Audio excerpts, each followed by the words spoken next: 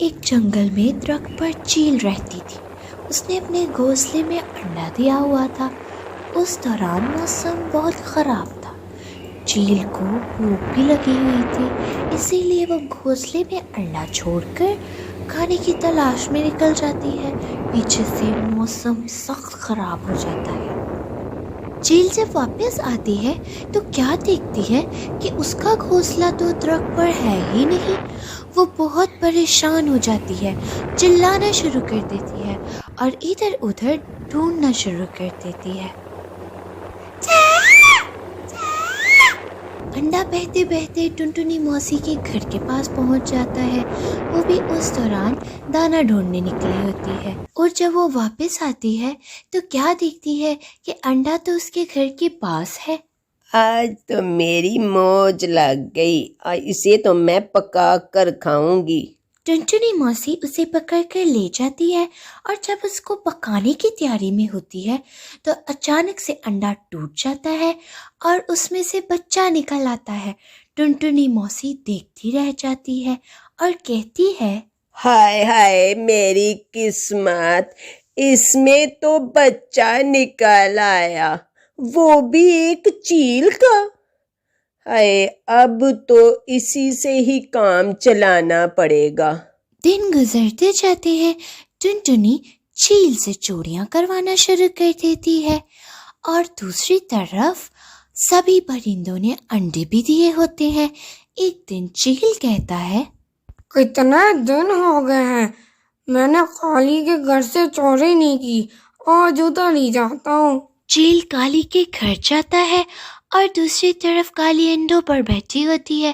کالو اس کو کہتا ہے، کالے، کیا سارا دن انڈے پہ ہی بیٹھے رہو گے؟ دانا نہیں لینے جانا کیا؟ ان دونوں کو نہیں پتا ہوتا کہ چیل ان کی باتیں سن رہا ہے۔ جیسے ہی کالی کالو چلے جاتے ہیں، چیل موقع کا فائدہ اٹھا کر انڈا چرا لیتا ہے، اور جب کالی اور کالو واپس آتے ہیں کیا دیکھتے ہیں کہ ان کے انڈوں میں سے ایک انڈا نہیں ہے۔ کالو کو وہ کہتی ہے، کالے یہ دیکھو کیا ہو گیا ہے، تمہیں میں نے منع کیا تھا نا۔ چیل جب انڈا ٹنٹنی موسی کو دکھاتا ہے تو ٹنٹنی بولتی ہے، میں کیا کروں اس انڈے کا کیا میں اچار ڈالوں؟ میں نے تو تمہیں سونا چوری کرنے کو کہا تھا۔ سونا تو تم ٹنٹنی موسی ایسے کہہ رہے ہو جیسے سبھی پرندوں نے اپنے گھر کے باہر رکھا ہوا ہے کہ ٹنٹنی آئے اور لے جائے۔ اچھا زیادہ باتیں نہ سناؤ، کل مجھے ڈھونڈ کے لا کے دینا۔ اگلے دن لاڈو جھیل کے کنارے نہا رہی ہوتی ہے۔ اس کے پاس ایک بہت ہی پیارا سا ہار ہوتا ہے۔ اس دوران وہ ہار اس نے جھاڑیوں میں رکھا ہوتا ہے۔ چیل وہاں سے گزر رہا ہوتا ہے، اس کی نظر جھاڑیوں پر پڑتی ہے۔ وہ دیکھتا ہے کہ کوئی چمکدار سی چیز وہاں موجود ہے۔ وہ وہاں قریب جا کر ہار کو دیکھ کر اسے چرا لیتا ہے۔ اسی دوران کالی بھی آ جاتی ہے۔ لاڈو، بڑی مزے سے نہا رہے ہو، آج واقعی بہت زیادہ گرمی ہو گئی ہے، تو میں نے بھی سوچا کہ کیوں نہ میں بھی نہاؤں۔ ارے نہا لو پیڑوا، میں نے کیا کہا ہے، میں نے کون سا تمہارا پانی بند کر دیا ہے۔ لاڈو جب اپنے گھر واپس جانے لگتی ہے، جھاڑیوں سے اپنا ہار لینے جاتی ہے تو کیا دیکھتی ہے کہ وہاں تو ہار ہے ہی نہیں۔ لاڈو کالی کو بولتی ہے، کالی، مجھے اس طرح کے مذاق نہیں پسند۔ تمہیں تو نہائی ہو، مجھے بھی گرمی لگ رہی تھی تو میں بھی نہانے آ گئی، اس میں مذاق والی کون سی بات ہے؟ میں نہانے کی نہیں بات کر رہی، میں اپنے ہار کی بات کر رہی ہوں۔ کون سا ہار؟ کیسا ہار؟ کدھر کا ہار؟ کہاں کا ہار؟ میں کسی ہار کو نہیں جانتی۔ دونوں غصے میں وہاں سے چلی جاتی ہیں۔ ٹونی، مینو موسی اگلے دن دونوں بات کر رہی ہوتی ہیں۔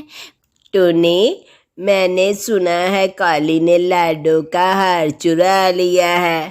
نہیں مینو موسی، مجھے تو نہیں ایسا لگتا، कालिद नहीं ऐसा कर सकती। हाँ हाँ, मैं तो झूठी हूँ।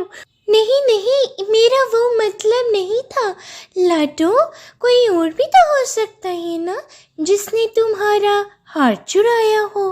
तूने, जब तुम्हारे घर में चोरी होगी ना तब पता चलेगा तुम्हें। इतना कहकर लाडो वहां से चली जाती है और कुछ दिन बाद मीनू मौसी जल्दी में कहीं जा रही होती है। रास्ते में उसे टुनटुनी मौसी मिल जाती है। मीनू, कहाँ जा रही हो? मेरी मौसी की बेटी की तबीयत ठीक नहीं है, उसे जरा मिलने जा रही हूँ। अब तो मीनू भी चले गई है तो मैंने चील को क्या कहना है, इसने तो 2-3 दिन में आना नहीं है। क्यों ना मैं जो कुछ है इसके घर से चुरा लाऊं। जब टुनटुनी मीनू मौसी के घर में सफाया करने गई होती है तो क्या देखती है कि लाडो, मीनू मौसी, टूनी सब वहाँ मौजूद होती है। लाडो बोलती है, कर लो टुनटुनी मौसी, जो करने आई थी। कुछ तो शर्म करो टुनटुनी मौसी। मुझे पता था इन सब के पीछे तुम ही हो। मैंने तुम्हारी और चील की बातें सुन ली थी, पर रंगे हाथों भी तो पकड़ना था ना। मैं क्यों शर्म करूं? मैंने ऐसा क्या कर दिया है? जाओ जाओ यहाँ से। टुनटुनी मौसी, तुम नहीं सुधरने वाले। अरे जाओ जाओ, कर लो जो करना, मैं नहीं सुधरना।